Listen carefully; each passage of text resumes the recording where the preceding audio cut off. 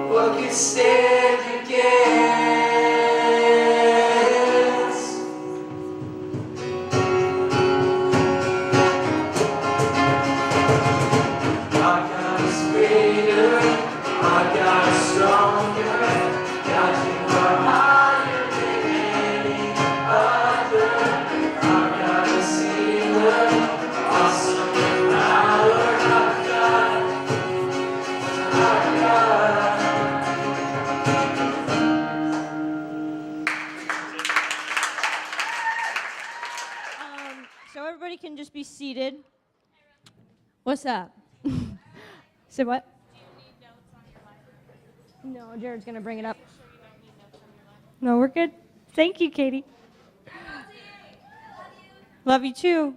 Okay, so if you guys have a cell phone, can you guys either turn it on vibrate or maybe even turn it off? And in just a minute here, Jared is coming up here. He's going to give his testimony first. So if you guys would just kind of warmly welcome him. So here's Jared. Oh, it's right there. Hello. Excuse me for a sec. I was not prepared for this to happen this quickly. Shut up. I'm sorry. Awkward page flipping. Awkward page flipping. Oh, I missed it. Almost there. I can feel it. And I went too far. Oh my God, this is really awkward. I really don't know where it went. Oh, nope, one more. Hey, there it is. All right.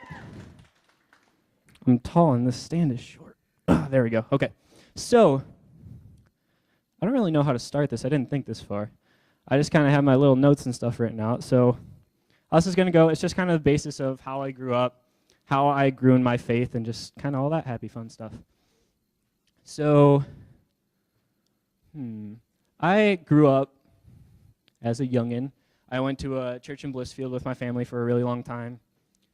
I went to the Bible study and stuff in the mornings. I'd go to the kids' street of that church, and I loved it. I thought it was cool. And when I was young, I was like, yeah, Jesus, and, you know, the typical thing that all the kids do when they're in Bible study. Yeah, I accept God in my life. I had no idea what I was doing. I didn't know what that meant. But, hey, it was cool because God was in my life. I went through first through second grade, and things were cool. I had lots of friends. I loved going to school. I just had a good old time being a kid. Third grade, things got a little weird. I had my first anxiety attack when I was in third grade. When that happened, I was terrified. I didn't understand what was happening in my life. I was confused. I was scared. I was just terrified of what was going to happen with myself. And this went on for a little while, and I just kind of powered through it. I was like, this is okay. I can deal with this. And for a while, that worked. And I was fine, and I just kind of powered through it and lived day to day having this terrible thing go on in my life, and I just kind of ignored it. I talk really fast, and I don't take enough breaths in between. So that went on for quite a long while, and then it got to the point where I couldn't handle it anymore. I was scared. I didn't want to go to people to help me because I didn't know who to go to. I didn't think they would understand. I thought I was just this total outcasted person, and no one else was like this, and I was just this freak, and I was going to get exiled and left out of things, so I cut myself off from people. I lost a very, very large majority of my friends. I didn't go over to people's houses because I was afraid I'd go there, and I'd have just this freaky attack, and they'd be like, oh my gosh, what is this kid doing? What is wrong with him? Why is he at my house? And I was just afraid that people wouldn't accept me anymore. And 3rd through 5th grade, that just kind of continued. I cut myself off, and things got bad. We kind of stopped going to church after that time because that church in Blissfield actually got a pastor that started preaching things that we did not believe with. So we stopped going there. We went to a Lutheran church for a while, and that was the point where I completely lost all of my faith. And I believed that there was a God. But with all that I was going through, I didn't believe that he wanted to help me. 5th grade was when things just got really, really bad in my life. The attacks got worse and worse. I found myself getting depressed. I didn't enjoy living anymore. I got to the point where I would pray every night just asking God not to let me wake up in the morning because I didn't want to live another day going through that life. And some of you in this room may understand what that's like and may still struggle with that, and I just want you to know you're not alone going through this. So 5th grade went on, and that just continued to happen. I was not happy in life. People started to notice, but I somehow managed to keep it hidden from my family. My parents wondered why I didn't go over to friends' houses. I just said, oh, I like playing my guitar, because I also started playing guitar in about 5th-ish grade was when I got really serious about it. I was like, I just kind of like playing music, being in my room alone, writing music, because none of my friends really like the same things as I do.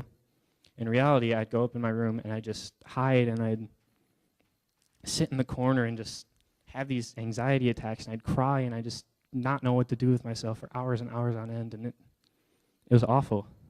It was the worst time of my life. 7th grade year is when I began this, 6th grade year is when I began to self-harm. It wasn't bad at first. It was just an occasional, like, once-a-week thing. I just needed something to get this pain out of me. I didn't know what to do, and I began doing that.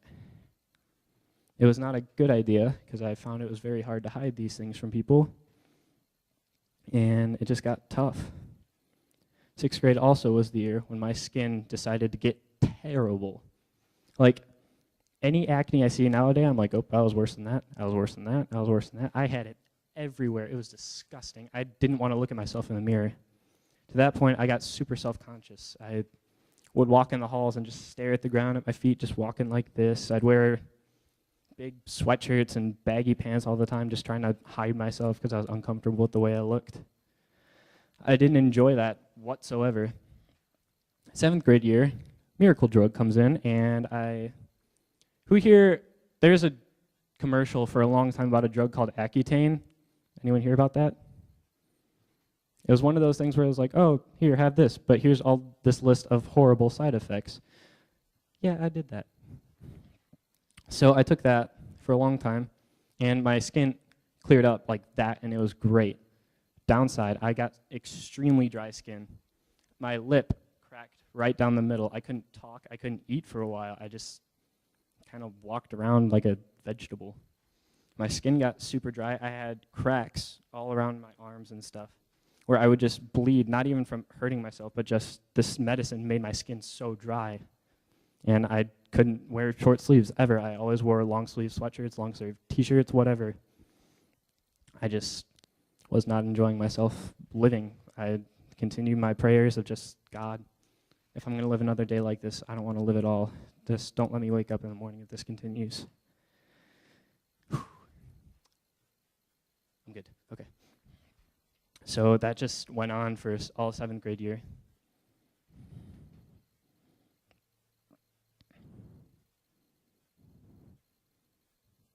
Lost my spot. Hang on. 8th grade year was when my self-harm continued. I completely lost faith. I didn't even think there was a God anymore, to be completely honest. I came to church. I came to youth group. I did all the things. I went through the motions. I was like, yeah, I'm a Christian. I played the cards. I was the person that I wanted people to look up to me and just think of that as that person. But in reality, on the inside, I was just dying. I was not happy with how my life was. I didn't enjoy going to church. I didn't enjoy anything. I didn't enjoy life as it was. I was just so angry at myself, and I didn't know what to do.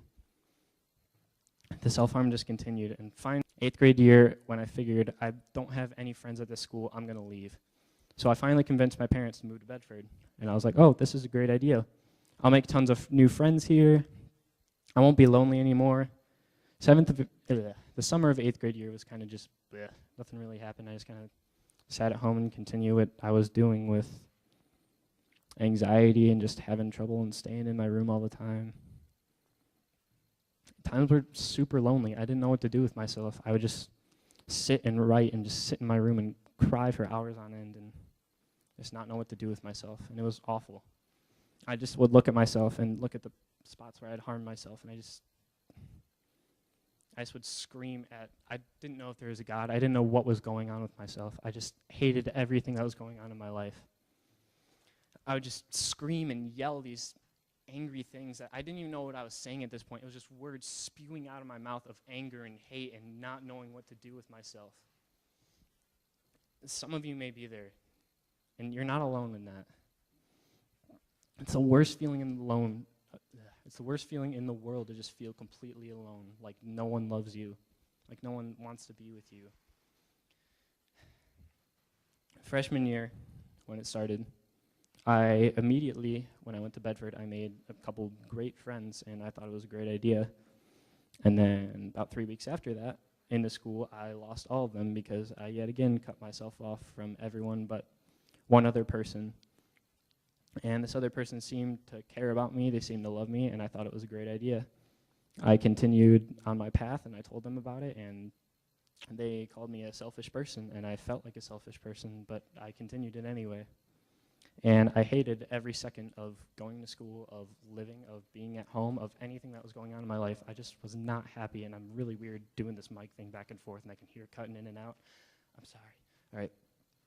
So just living on and on in life like this, I didn't want to live anymore.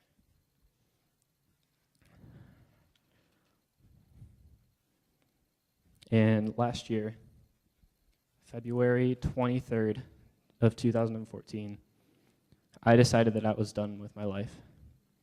My parents left for the night. It was a Thursday night. I went upstairs, had my mom's prescribed sleep aid, and I locked myself in there. I looked myself in the mirror, and I sat down. I was like, this is about to happen. At that point in my life, I was hopeless. I didn't know what to do. I felt like it was my only escape. And I looked at him in my hand, and I was like, this is really about to happen. I'm not strong enough to do this. I didn't know what to do. I screamed, I cried, I didn't know what to do with myself. I felt so awful inside. I downed one of them, and then I threw the rest against the wall, and I just burst into tears. I called the person that I thought I trusted and that I could be with, and they just seemed to hate me. They seemed angry, they seemed mad, and I bawled even more. I felt like this isn't worth it, so I looked back at the bottle. I just threw it away again. I called Jake, our old youth pastor. Who remembers Jake? That man literally saved my life that night. He rushed to my house. I texted him. He was like, I was on the E-way. I pulled the UE, and now I'm here. What do you need? I told him everything that had been going on in my life forever. This is the point of the story where things turn around, so don't worry. It's okay. And I told him absolutely everything that had ever happened in my life. He was the first person that I completely told everything that had ever happened to me in. I showed him my arms. I showed him just everything that had ever happened, my writings, my hatred towards everything. And that night, he straight up told me, okay, if you're going to do this, I'm legally required to call your parents and tell them about what is happening. And I was like, okay, I agree. I got to get this to them. I need all of this to just get out of my system completely. I called my parents, and they were out. I don't even remember what they were doing. They came home. That was the first night I had ever witnessed my dad make tears come out of his face. And That was a really dumb way to put that, but you know what I mean. And I just felt so awful to my parents for doing this to them, and I didn't know what to do. And I talked to Jake further and further, and he talked to him about my faith, about what I was going through, and he just told me that night, this is going to be the worst and best night of your life. It's a night where your life was almost over, yet it's the night where your life actually begins. And for a while, I was like, well, what the heck does that mean? I was super confused. I didn't understand. I was like, well, what are you talking about? The next week, I went to youth group, and it just preached right to me. I was like, holy crap, this is cool. And to that point, I started to reestablish faith in my life. I began praying on a daily, just asking God for forgiveness and just to accept me for what I had done and all these bad things that have happened in my life, and for how much I just absolutely hated myself, and for him to help me just get through it. About a month after that situation happened, I got baptized for the first time, and I wrote a little thingy out that had absolutely nothing to do with anything at all. I just thought it was something that would get me through it, and that worked. I got baptized, and that was a remarkable day in my life. It changed me completely.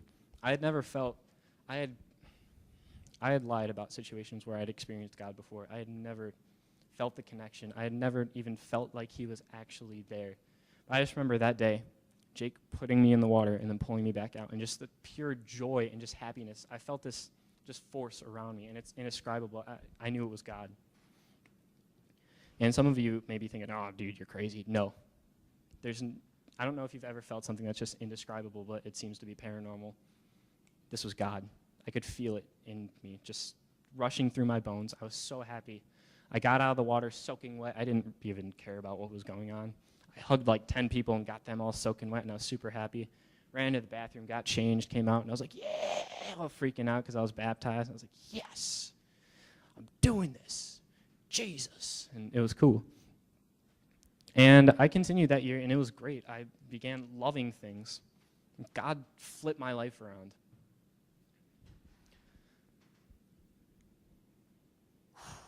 All right, I'm good. That summer, after freshman year, the rest of it was just kind of meh. It's just school, you know. But my faith walk just grew so massively in there. I began to pray. I began to feel responses and just him showing in my life.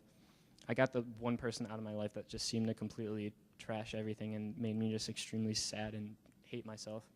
And I made a ton of friends just days after that happened. And I began to love everything. I became a super happy person. Any of you may have noticed me last year. Like, I just was kind of a down person. I didn't talk a whole lot. And then miraculously, like within a couple months, I was just active. I wanted to talk to everyone. I wanted to tell people about God. I wanted to tell them about my faith.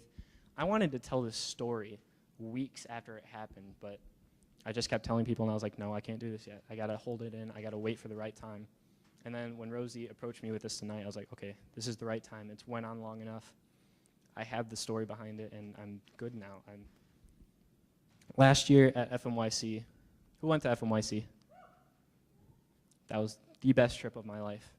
I got baptized before I accepted Christ in my life, because at FMYC, the second or third night, I don't remember, Phil started talking about self-harm and how 50% of the world's population, they have either been suicidal or have thought about committing suicide before in their life. And I burst into tears within 5 seconds after he said that. And at first I was like, oh my gosh, this is something relatable. It's all coming back. It's rushing to me. This is not going to happen again.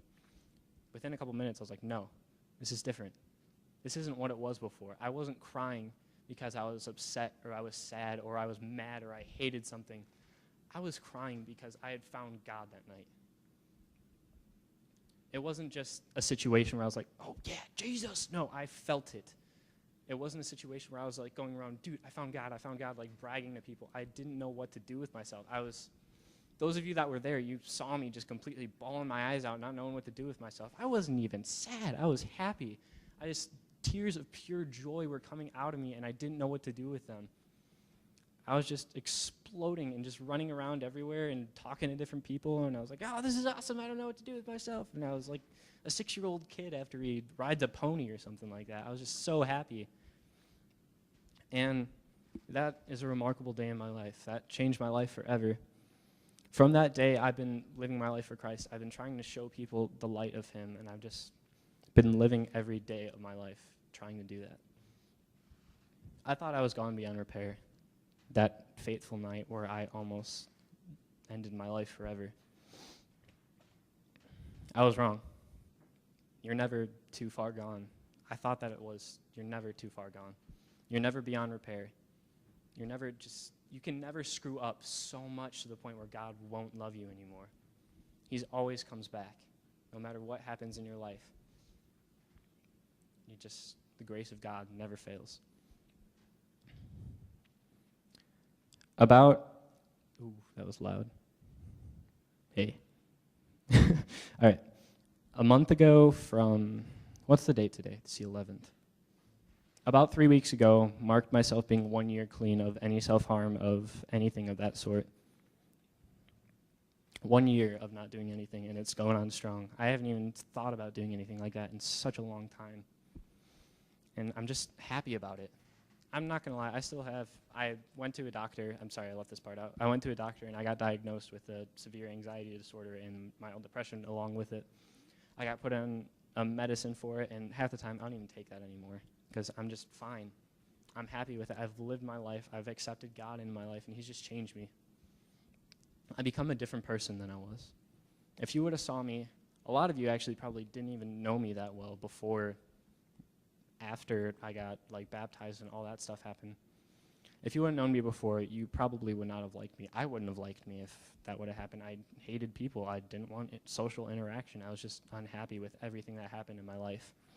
And God just happened to completely change that around in a matter of days. It's just crazy and an unexplainable thing to just feel God's grace in your life. It's a crazy feeling. Some of you in this room may be feeling like you're too far gone. You're not. I've been through it. Lots of people have been through it. So many people I love you all. Just going to get that out there right now.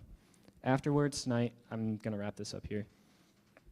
Afterwards tonight, if any of you want to talk to me or if you have something going on that you just want to get off your chest, I'd love to sit down to pray with you, to talk to you about anything. Just come up to me afterwards, and I just love to talk to you all. Well, that's about it. That's my story. I'm going to stick to it.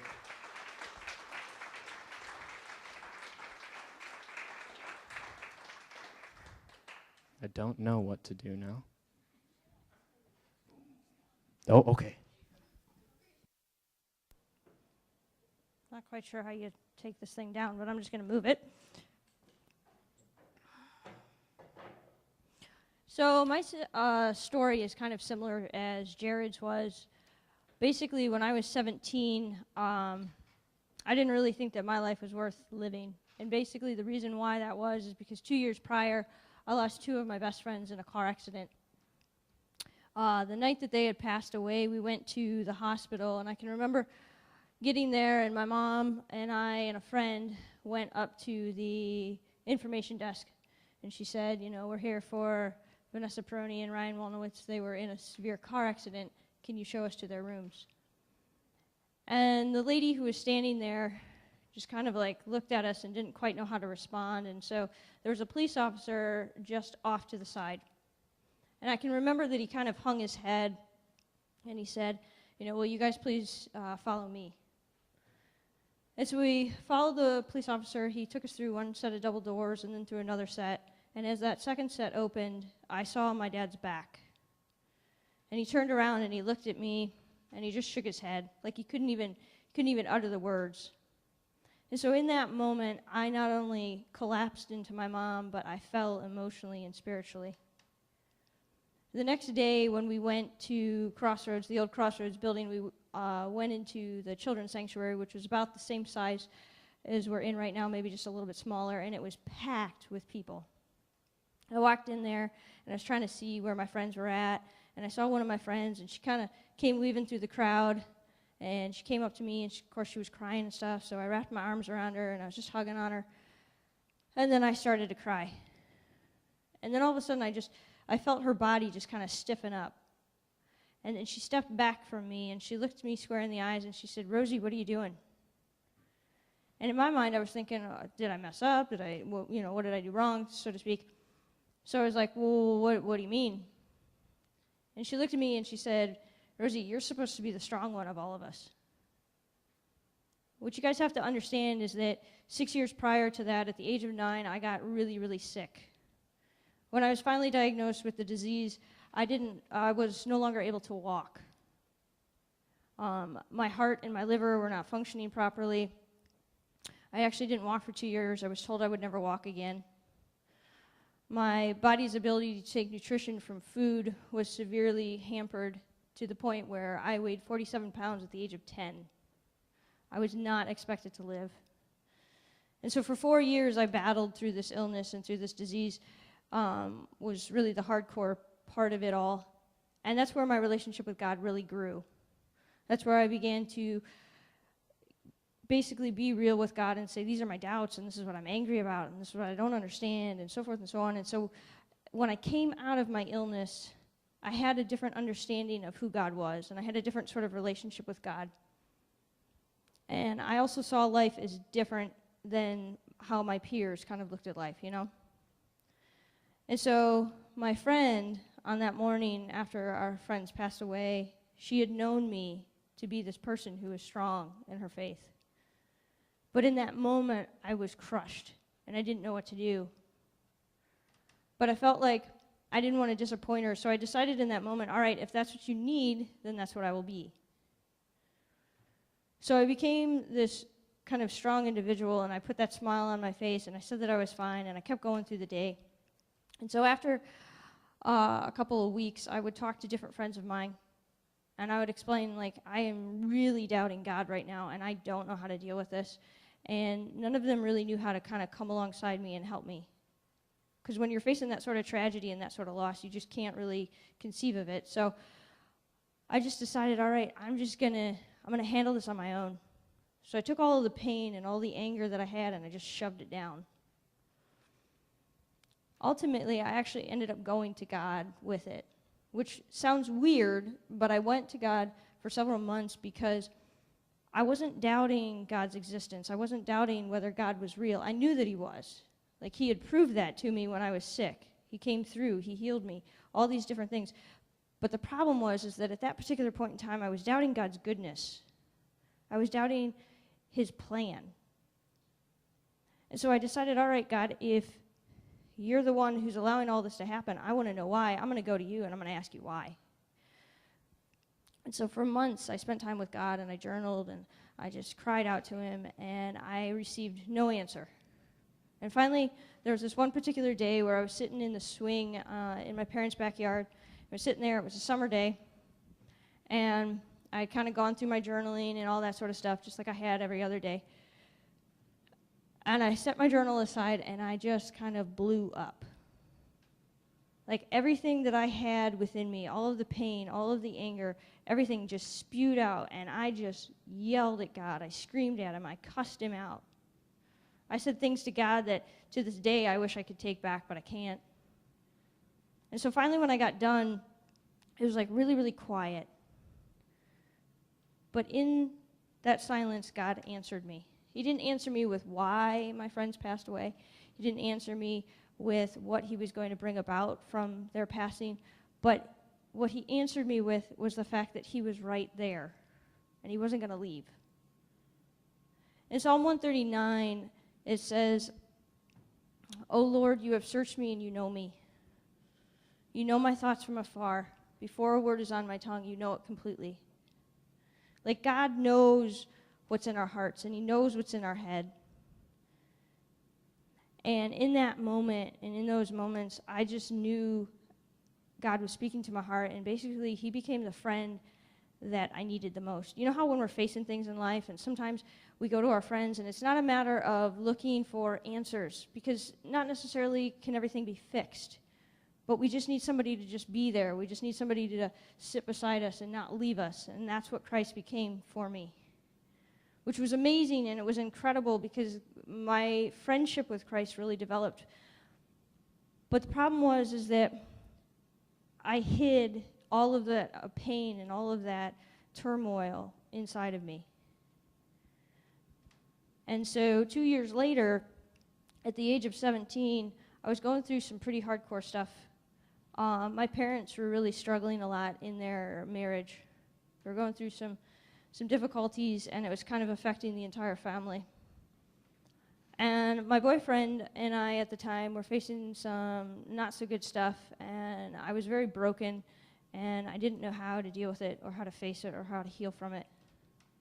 And then there's this kind of funny thing that happens. When we go through really difficult situations and we bury that pain, then when we end up going through other difficulties, that pain resurfaces. So I was back dealing with all the unresolved pain that I had from my friends passing away. So everything was just kind of colliding all at once. And I didn't know what to do, and I didn't know how to work through it because I just felt completely and utterly alone.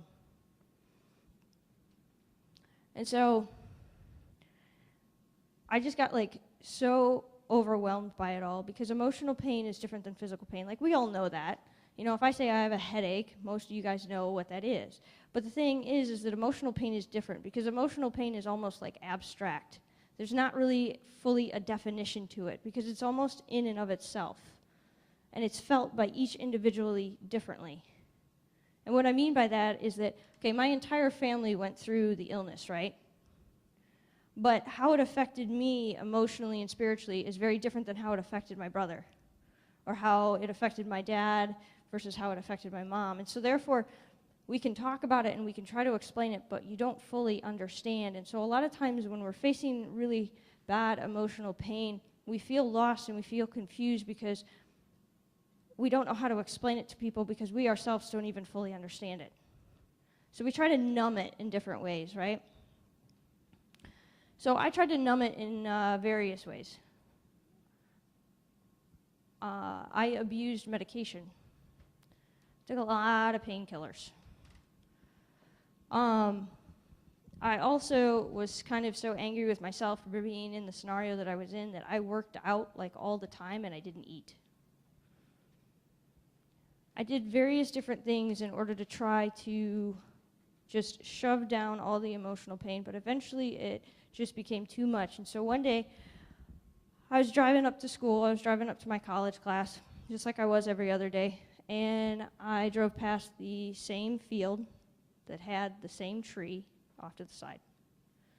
And so I was driving up, and I remember looking off to the side. I remember looking at the tree and just thinking, it would be done, it would be easier.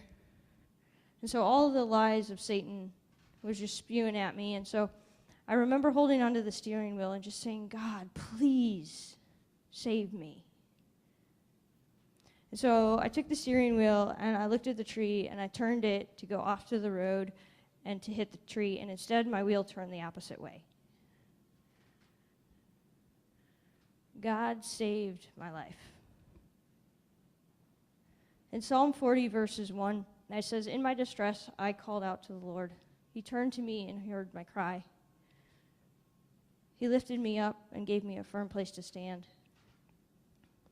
You see, I cried out to God, and God showed up. And it's not that he always shows up that way, but it just happened to be that he shook me awake.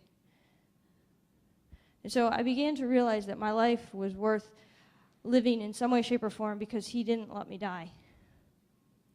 But the problem was that I still had all this emotional crap. I still had all this pain. I still had all this turmoil, and I didn't know how to deal with it. And I didn't know how to work through it. And so God kept kind of poking and prodding my heart for about 6 months. He was like, get a counselor, get a counselor. And I basically was like, what, God, I don't want to get a counselor. Because guess what? I went through all of this crap, and you allowed it to happen, and I'm in this place because you let it happen. And so I was incredibly angry with God. I was also angry with myself because just 7 years prior, I was begging and pleading God for more days. When I was sick, there was a particular night where I went to bed and I just felt like it was going to be my last night. And I begged and I pleaded and I cried out to God and I said, God, please just give me one more day. And so when I woke up the next morning, I was so incredibly thankful. And so what it became for about a really good solid 2 years during my illness was the goal was to make it through the day, and then when you got to the end of the day, to make it to the next day, and then to make it through that day, and so forth and so on. And yet there I was at the age of 17, contemplating and thinking that all of the days that I had begged God for were not worth it. But eventually God just kept speaking into my heart, and I ended up getting a counselor. I ended up going and getting help because God spoke to my heart, and he just basically said, you know what, Mary Rose, you weren't created to do this on your own. You were created to have people who come alongside you and help you because you're not alone in this. And that's the thing, guys, is that I don't know what each of you guys are feeling tonight and what you guys are facing. It might be some really hardcore stuff. It might be some stuff that is just tearing your heart up. But whatever it is, you're not alone in it. Okay? Like, God loves you. And he sees what you're going through. I have the privilege of being able to stand here before you guys and tell you my story. I also have the privilege of being able to tell you that my parents are still together to this day. They decided to get help. They decided that their marriage was worth it and that they were going to lean upon God and work through, and they did, and it's so cool. And my boyfriend at the time, whom I was having all of the problems with, we prayed, and God brought us back together and healed us, and I am married to him today. And as far as my friends and them passing away, I never really got answers as to why they died so soon. But what I did begin to see were the different ways that God used their death and brought greater good out of it. Because that's the thing. Anything that we face in this world, all of the difficulties, all of the pain, everything, it's not beyond God's repair. It's not beyond God's ability to take greater good from that. And that's what he wants to do. And so Caleb and Jared are going to come up and they're going to play a song. And basically during that time, you guys can sit, you guys can pray. If you guys want to come up and kneel, you're more than welcome. There'll be different adults of us that will be up here as well if you'd like to talk to us. So, yeah.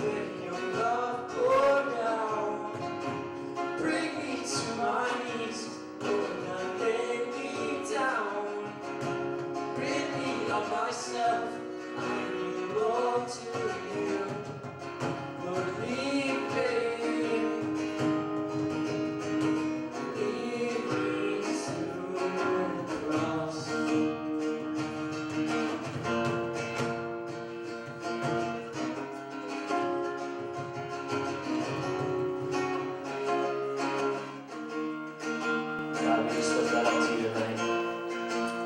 I just pray for every single person in this room that you would just touch, that you touch them in some way, shape, or form. That they can just know that no matter what they're going through, that they're never too far gone. They're never beyond repair. That your love will never fail to just shine through. That you'll always just come through in our lives and just have a magical way of making things happen. And though things seem impossible sometimes and it seems like we don't want to go through it anymore, there's always light in the dark and that you can just always shine through. I just pray tonight that you would lift up everyone in this room and that you would just touch them on soul.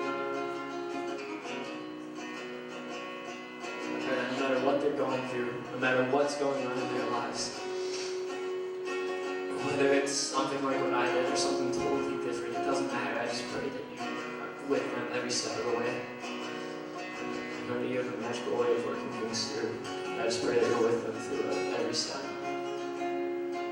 In your name I pray. Amen.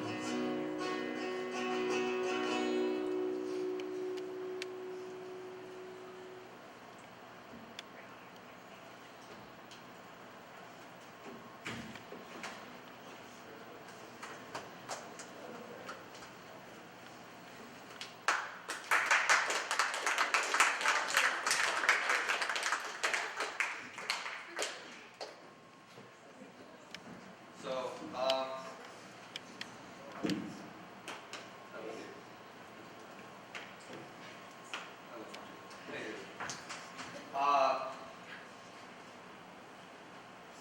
so yeah, we're gonna just kind of mellow it out tonight. I believe there's cookies. But there's still adults around. If you want to just hang out, grab someone, talk to, if you just need to sit, pray, whatever. Take this time, do that. But if you just want to go home, you can do that too. But I guess you just give people their quiet time if they need it. So, I understand I'm not an adult, but I'm also here for you. Get something off your chest, and I'm here for you. I'll not gonna say you're gonna be. You know what I mean? I'll just pray for you and I'm here for every single one. I love you so much. thank you, Jared, and thank you, Rosie.